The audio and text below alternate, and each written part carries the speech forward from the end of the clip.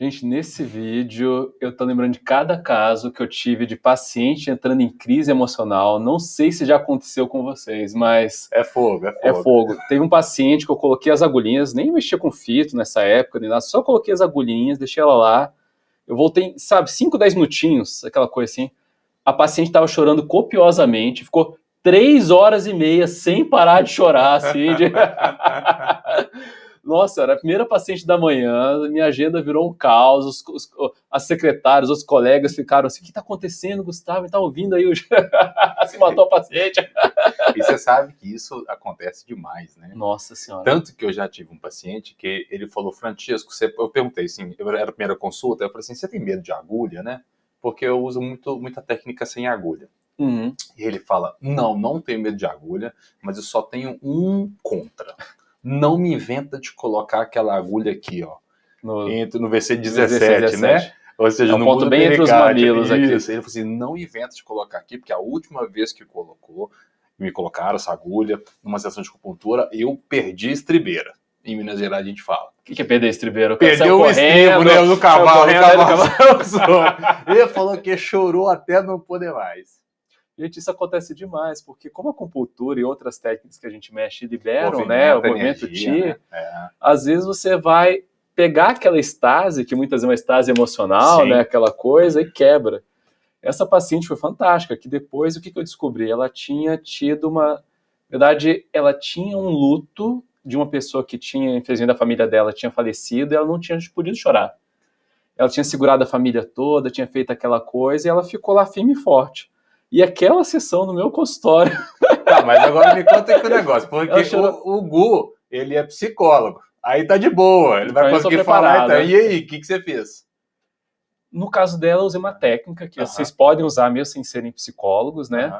Que é tentar só escutar, sabe? Assim, só ouvir o que a pessoa fala e tentar devolver de uma forma mais emocional. No caso dela, eu deixei ela chorar mesmo. Ó, tô aqui, só fiquei, né? Acompanhei tudo.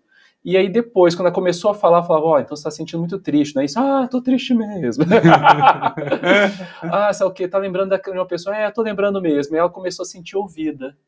Ah, faz a diferença. Esse daí é um grande diferencial na prática clínica, é da gente aprender a ouvir o paciente, né? Principalmente pacientes que vêm com padrão emocional. Perfeito?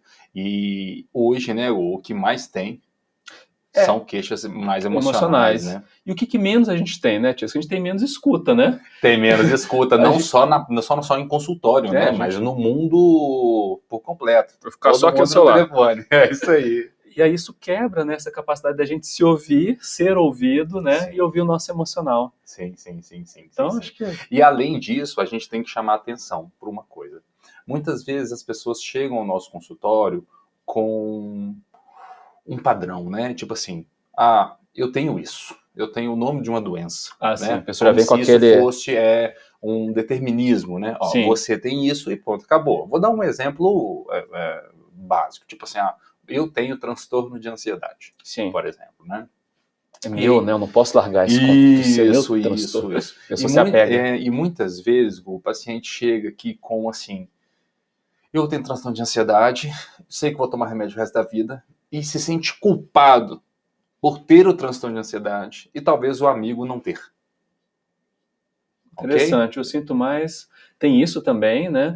Mas eu sinto a pessoa pegando isso como se fosse uma identidade, sabe? Eu tenho transtorno de ansiedade. Também. Então aqui eu tenho que ficar ansioso. Agora, antes das agulhas, ou sei lá do que, eu já tenho que estar naquela ansiedade. E aí eu arrebento a boca do balão nessa hora. Como é que você aí faz? Eu chego para o paciente e falo assim... Galera, muitas vezes eu falo para paciente porque a maioria das minhas pacientes são mulheres, tá? Mas enfim, então para e pro...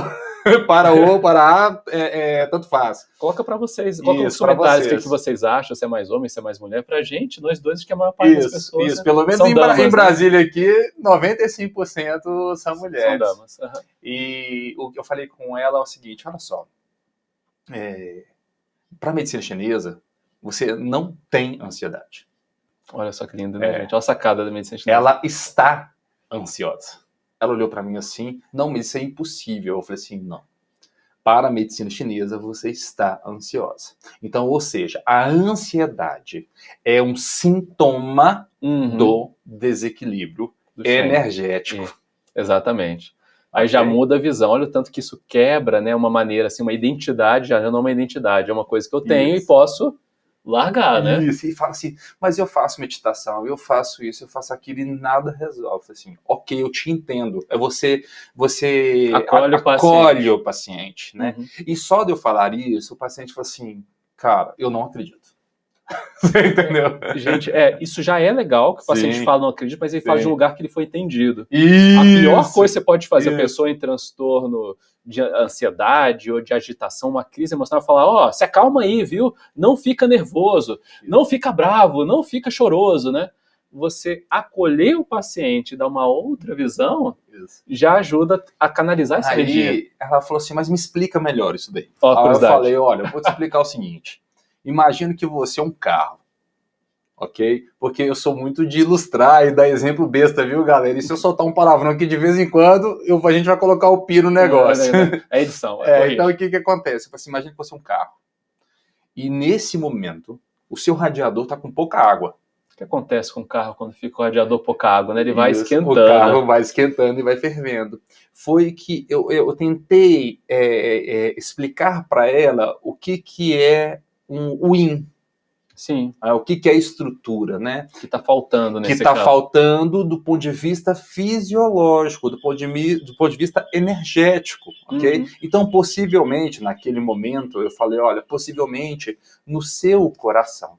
Que você sabe que quando a gente fala eu te amo e bota o coraçãozinho, é da medicina tradicional chinesa. Aqui, não é o coraçãozinho aqui. Isso. O seu coração, em tese, está começando a entrar em ebulição por deficiência de água ali, ok? No radiador. Qualquer energiazinha já pega fogo. Isso que pra gente, assim, indica que é uma deficiência de Shui, que é o sangue, né? O Yin, mas claro, o paciente não conseguia fazer essa correlação de Yin, de Shui, porque não tem essa informação. Ia tomar remédio o resto da vida, digamos assim, para controlar os sintomas quando não colocava água no radiador, né? Não colocava no nutriente. É isso mesmo. E muitas vezes o medicamento que salva e ajuda e tem que continuar, que a gente nunca interfere em prática clínica de outro profissional e etc. Muitas vezes um medicamento ocidental ou até mesmo uma prática clínica com agulhamento, a gente só abre a tampa do radiador e deixa aquele vapor sair.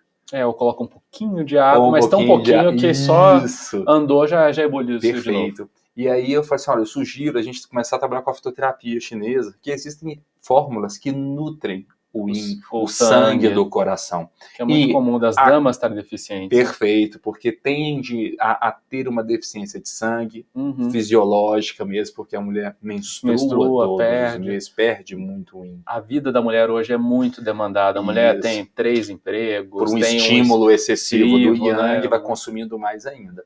E aí eu percebo que o acolher o paciente é a que faz a grande diferença. E o acolher o paciente não é só o abraçar o emocional, é entender o desequilíbrio e propor uma saída. Você está forte o bastante para ser um ponto de equilíbrio naquele caos, como se você se tornasse naquele momento a raiz do seu paciente, né? Perfeito. Então aquele paciente está com medo das agulhas, está com medo do que fazer. Normalmente o paciente que procura a gente é aquele paciente que já foi não sei quantos profissionais diferentes, já foi no guia espiritual, já foi no Dr. Google, já foi... Perfeito. Então assim, quando a gente coloca essa percepção e ajuda o paciente a se ver, a se entender, às vezes até com uma metáfora simples como essa do carro, né, Tiesco? Sim. A pessoa começa a ver a luz no fim do túnel. Isso, ela começa a sair daquela posição de eu tenho isso, ou que eu estou com isso e eu posso sair disso. Eu gosto de imaginar como se fosse, você joga aquela boia, sabe? A pessoa está se afogando e tem aquela cordinha onde a pessoa pode começar a puxar e voltar para o navio. Isso daí. Bom, eu acho que é isso. É isso aí. Então, não temam os pacientes, não temam os seus pacientes entrarem em crises emocionais, né? Vai acontecer. Mas talvez com essas dicas que a gente deixou aqui, você possa passar por isso de uma forma muito plena.